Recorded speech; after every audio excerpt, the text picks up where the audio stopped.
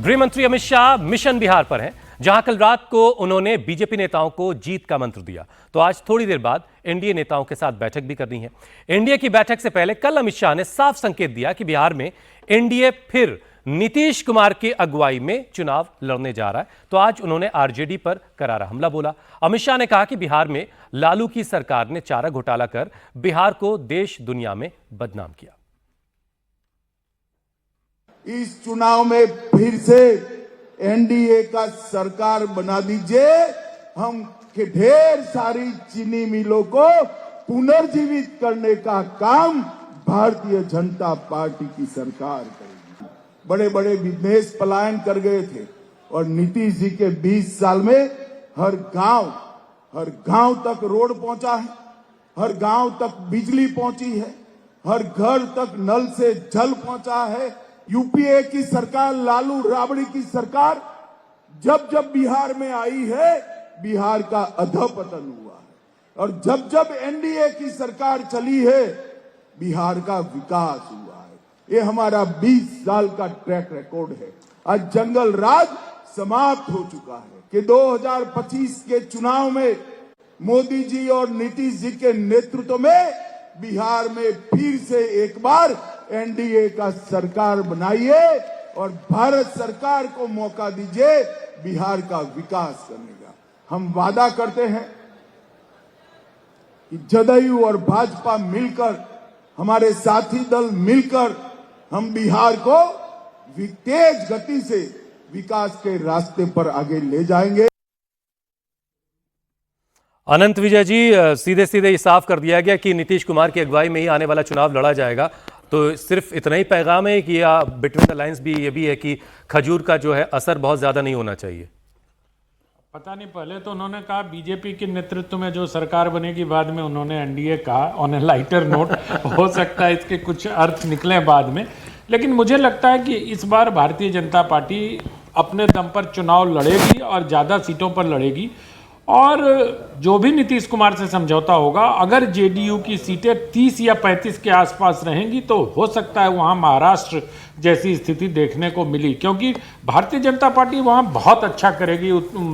बिहार में जो अभी तक के जितने भी चुनाव बिहार में हुए उसमें भारतीय जनता पार्टी का जो स्ट्राइक रेट होगा वो बेहतरीन होने जा रहा है, ऐसा जो वहाँ के लोगों से बातचीत करके हमें लगता है। क्योंकि प्रशांत किशोर का जो फैक्टर है और जिस प्रकार से प्रशांत किशोर निरंतर तेजस्वी पर हमलावर हैं और जिस प्रकार की बातें कर रहे हैं उसको लोग बड़े ध्यान से सुन रहे हैं। अब उनको वोट देते हैं नहीं देते हैं ये अलग मुद्दा है, लेकिन हमने गया कि एक विधानसभा क्षेत्र में देखा ही बहुत सारे वोट ले आए थे वो।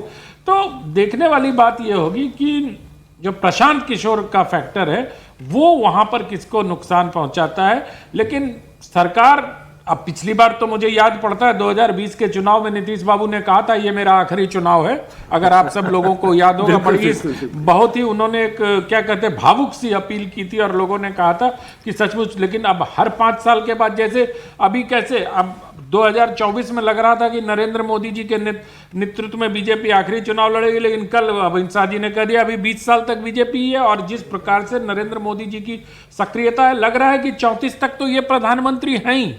वैसे ही नीतीश कुमार को देख के लगता है, भले ही उनको आजकल कुछ उनके जो सार्वजनिक विजुअल्स आ रहे हैं वो चिंताजनक हैं, लेकिन ऐसा लगता है कि उनको ही आगे करके भारतीय जनता पार्टी चुनाव लड़ेगी। चुनाव के बाद क्या होगा ये मैं नहीं। ठीक है विजय त्रिवेदी जी, जरा आप ये समझाइए कि जो बात अनंत विजय जी कह रहे हैं कि भाई इस बार बीजेपी बहुत अच्छा परफॉर्म करने वाली है, तो ये खबर तो फिर नीतीश के पास भी पहुंची होगी। तो नीतीश के मन में इस टाइम क्या चल रहा होगा, कैसे मैनेज करेंगे फिर? अगर वो इस कदर नंबर में कम हो गए तो उनके साथ क्या होगा? नहीं, वो तो अभी भी बहुत ज्यादा नंबर हैं क्या उनके? नहीं, 40-45 42 आए थे शायद उस समय, और डाउन हो गए तो। हाँ, देखिए अभी बिहार के जो शिंदे जी हैं, सॉरी नीतीश जी हैं, वो चुनाव बोला तो आपने जानबूझ के ऐसा थोड़ी कि आपसे स्लिप ऑफ कर तो नीतीश कुमार जी जो है नेतृत्व में अब भारतीय जनता पार्टी उनके जाएगी चुनाव में, यदि और कुछ बहुत बदलाव नहीं हुआ उनको लेकर नीतीश कुमार जी को, तो नेतृत्व में चुनाव में जाने में भारतीय जनता पार्टी को जरूरत भी है, क्योंकि उनका जो वोट बैंक है उसकी मदद उसको मिल सकती है। तो अब लेकिन चुनाव के बाद क्या होगा, क्या नतीजे आएंगे, उससे तय करेंगे। अमित शाह जी तय करने वाले हैं कि नीतीश कुमार जी के नेतृत्व में जाना है या किस तरह से जाना है। वो मुश्किल काम है। लेकिन एक बात तो हमने तय कर लिया कि भाई भारतीय जनता पार्टी की सरकार बन रही है, या तो मैं तो इसको कहता हूँ भारतीय जनता पार्टी और नीतीश कुमार जी की सरकार बनती है तो, क्योंकि चुनाव में क्या होगा ये तो अभी दूर है ना। आरजेडी और बीजेपी की सीट्स बराबर ही हैं करीब करीब। अब वो कैसे कौन परफॉर्म कर रहा है, कांग्रेस बहुत अच्छा नहीं करेगी और नीतीश कुमार जी बहुत अच्छा करेंगे, ये कैसे कह सकते हो आप। ठीक है, भारतीय जनता पार्टी कितना उसको बेहतर कर सकती है वो मुद्दा है। सेकंड बताऊं सर, कांग्रेस इसलिए अच्छा नहीं करेगी कि कांग्रेस ने जो दाव चले हैं ना बिहार में अभी, जैसे अब कन्हैया कुमार को भेज दिया, तो वो जो नहीं वो हो सकता है, मैं इस पर जा नहीं रहा, मैं कह रहा हूँ अभी ये तय करना मुश्किल। हाँ, और पांडे जी की कितनी मदद मिल सकती है, क्योंकि पांडे जी को अभी मैंने देखा था कल वो इफ्तार में थे तेजस्वी जी के साथ में। तो पांडे जी कौन? प्रशांत जी, मैं पांडे जी के तौर पर जानता हूँ उनको, प्रशांत किशोर जी। अच्छा, वो भी रवीश कुमार मतलब उस टाइप के पांडे जी? प्रशांत किशोर जी जो है वो अभी तेजस्वी जी की इफ्तार पार्टी में भी थे, तब उनका कितनी भूमिका रहती है, बहुत सारी चीजें हैं। ऐसी बातें ना करें कि जो सिर के ऊपर से निकल जाए, थोड़ी सी क्लियर। लेकिन अमित शाह जी ने जो कहा है उसका मतलब कि अगर भारतीय जनता पार्टी की सरकार बनती है, यहाँ पर कहा नहीं उन्होंने, उनका चुनाव में हम नीतीश कुमार जी के नेतृत्व में जाएंगे। ठीक, और नीतीश कुमार जी के नेतृत्व में जाएंगे, इसलिए अमित शाह जी की बात को यहीं तक सीमित रखें। बाकी आप आगे ज्ञान बढ़ाना चाहते हैं तो अवधेश जी बेहतर बताएंगे। अवधेश जी ये बताइए कि बिहार में मतलब बड़ा भाई कमतर बता रहे थे क्या? आप तो अच्छी बात कर रहे हैं सर, बताइए। अरे तो एंकर का अधिकार है मूल्यांकन करने का।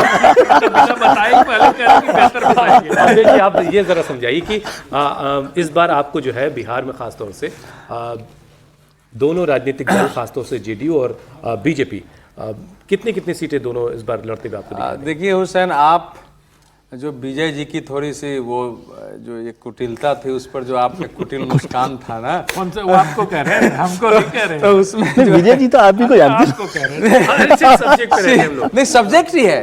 देखिए वो शिंदे और प्रशांत किशोर जी के बारे में जो उन्होंने चर्चा की है, देखिए बिल्ली के भाग्य से बिहार में तो इस बार छीके टूटने वाले। अच्छा चलिए, बड़ा भाई कौन है, छोटा भाई? तीन नहीं, इस बार देखिए अमित शाह जी के दौरे में तीन बातें बिल्कुल स्पष्ट हुई है। एक, नीतीश कुमार के नेतृत्व में भारतीय जनता पार्टी राष्ट्रीय जनतांत्रिक गठबंधन के बैनर से चुनाव लड़ेगी, और स्पष्ट उन्होंने किया है। दूसरा, जो उन्होंने भाजपा की कल बैठक की है जिसमें सारे विधायक और सांसद उपस्थित थे, नेता उपस्थित, स्पष्ट कहा है कि भारतीय जनता पार्टी ही नहीं, संपूर्ण एनडीए के कैंडिडेट्स के लिए जी जान लगा के काम करना है। अभी से बूथ स्तर पर जीतिए, मतभेद है मतभेद रहे, लेकिन बूथ स्तर पर करिए, 225 सीट लाइए। और सबसे पूछा भी कि भाई आपके यहाँ क्या स्थिति है, आपके यहाँ क्या स्थिति है, वो सब नोट करवाया है। जब वो कल बापू सभागार में थे और नीतीश कुमार जी थे, नीतीश कुमार जी ने फिर अपना भाषण दिया।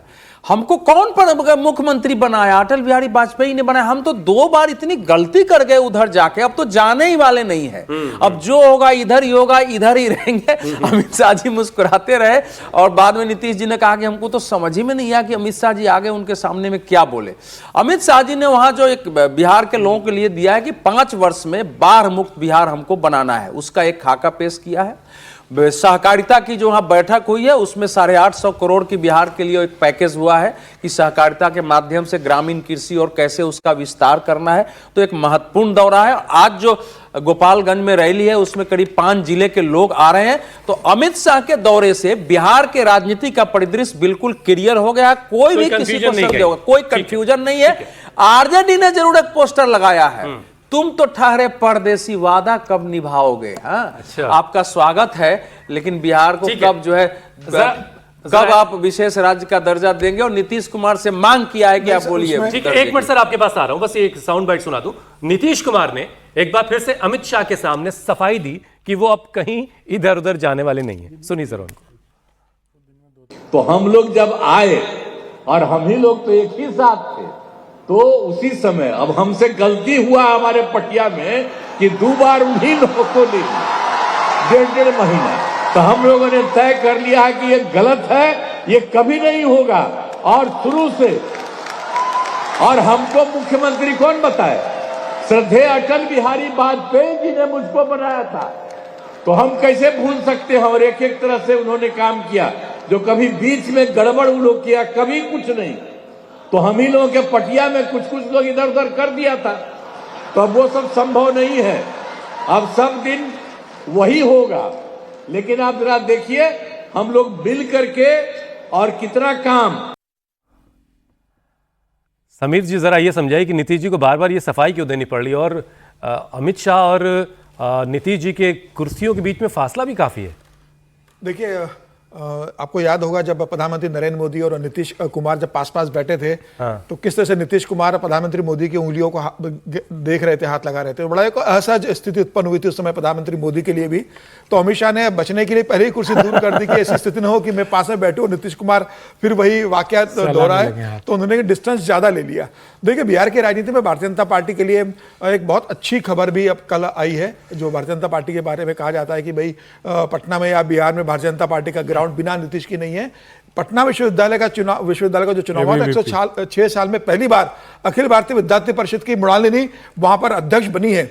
तो 106 साल के इतिहास में अगर भारतीय जनता पार्टी के अखिल भारतीय विद्यार्थी परिषद अपना अध्यक्ष वहां पटना विश्वविद्यालय बना देती है, तो यह भारतीय जनता पार्टी के संगठन की ताकत बता रही है कि बिहार जैसे राज्य में भारतीय जनता पार्टी कहां पहुंच चुकी है, कितनी मजबूत है। और अभी भी भारतीय जनता पार्टी सबसे बड़ा दल है। नीतीश कुमार तो तीसरे नंबर के हैं, लेकिन भारतीय जनता पार्टी ने नहीं अध्यक्ष तो बनाया। भाई एनएसयूआई तो हमेशा जीतती रही, भारतीय जनता पार्टी ने आज पहली बार 106 साल में बनाया। और मुझे लगता है कि जिस तरह से नीतीश कुमार को नेतृत्व में चुनाव लड़ने का कहा है, तो ये तो महाराष्ट्र के समान ही है ना। भाई मुख्यमंत्री के चेहरे पर तो चुनाव लड़ा जाता है। एकनाथ शिंदे के चेहरे पर आपने महाराष्ट्र का चुनाव लड़ा, चुनाव परिणाम आने के बाद भारतीय जनता पार्टी ने बहुत बेहतर प्रदर्शन किया, अपना मुख्यमंत्री बनाया।